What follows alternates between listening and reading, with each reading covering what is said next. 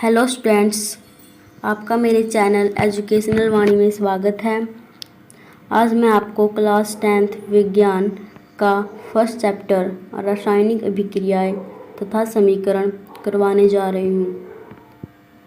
रासायनिक अभिक्रियाएं के बारे में जानने से पहले हमें दो चीज़ों के बारे में पता होना चाहिए, भौतिक परिवर्तन और रासायनिक परिवर्तन।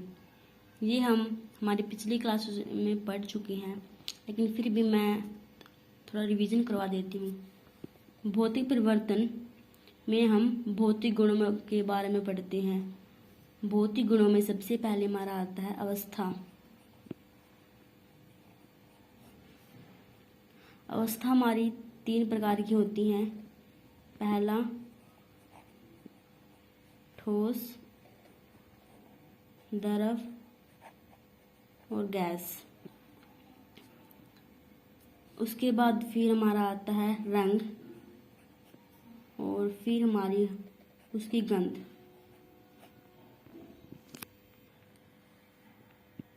किसी भी पदार्थ के भौतिक गुणों में परिवर्तन को ही भौतिक परिवर्तन कहते हैं।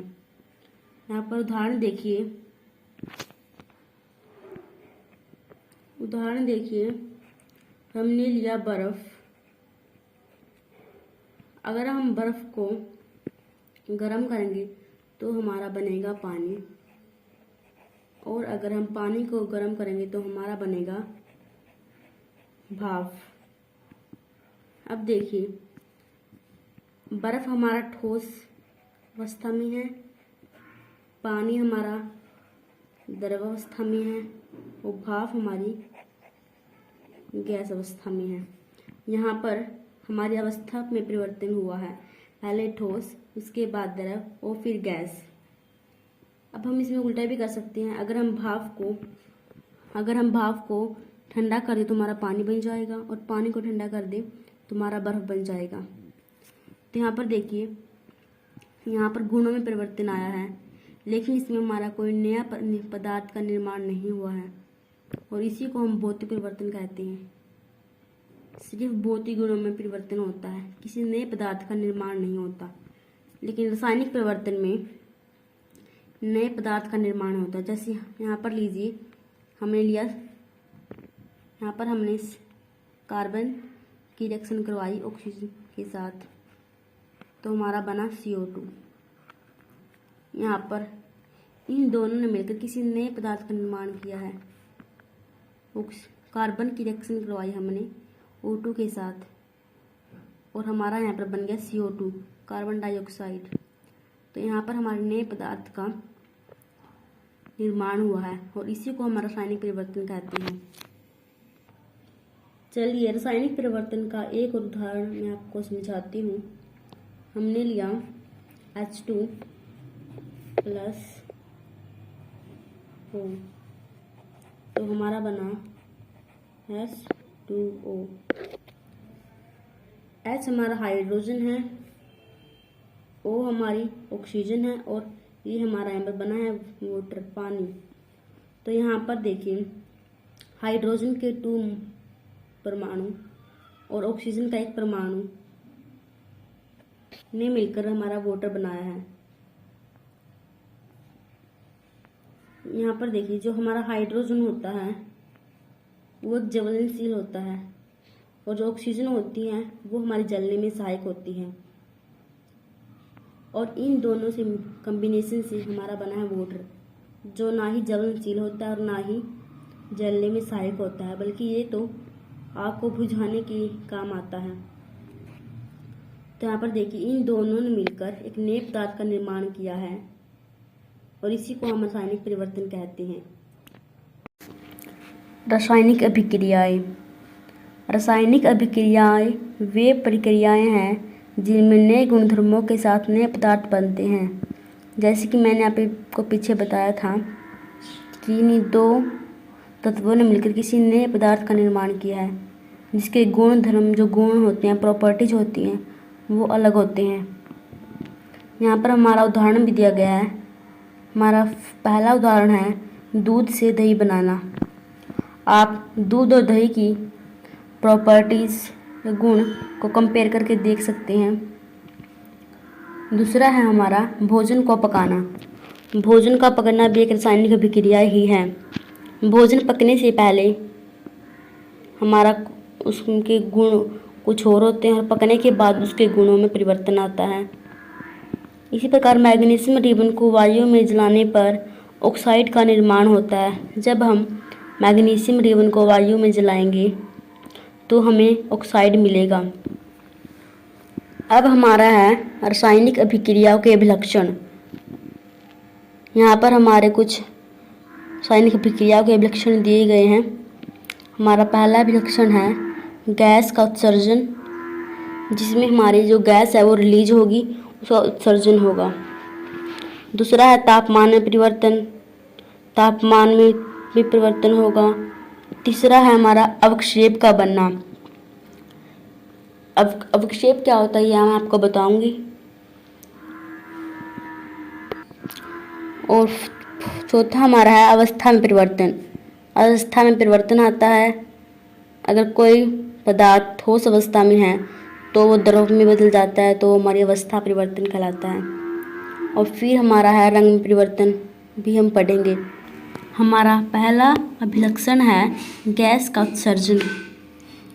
ये हमने फ्लास्क लिया हुआ है। जब हम जिंक और सल्फ्यूरिक अम्ल के बीच रासायनिक अभिक्रिया करवाएंगे तो यहाँ से हमारी हाइड्रोजन गैस रिलीज होगी, बाहर निकल जाएगी। तापमान में परिवर्तन। आपने घरों में अक्सर देखा होगा कि जब भी घरों में सफ़ेदी करवाते हैं तो उस सफ़ेदी को या जिसमें चूना होता है उसको पानी में भिगोया जाता है, और जब हम पानी में चूना डालते हैं तो ये जो घड़ा होता है इसका तापमान बढ़ जाता है। इसका तापमान बहुत ज़्यादा बढ़ जाता है। ये बाहर से टच करने पर भी देखते हैं तो हमें बहुत ज़्यादा गर्म होता है, और यहाँ पर हमारा तापमान में परिवर्तन होता है।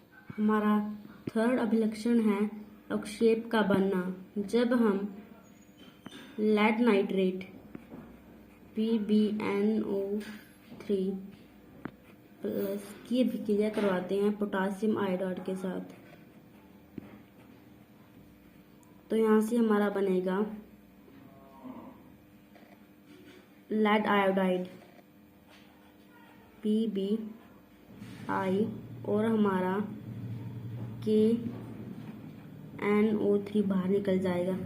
यहाँ से देखिए जो हमारा ये PBI है, ये हमारा अवक्षेप है या फिर प्रेसिपिटेट है हमारे बने हैं हमारे येलो कलर के।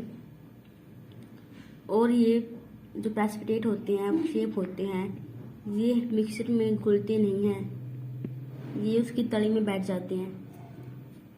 यही हमारा अवक्षेप होता है। रासायनिक समीकरण।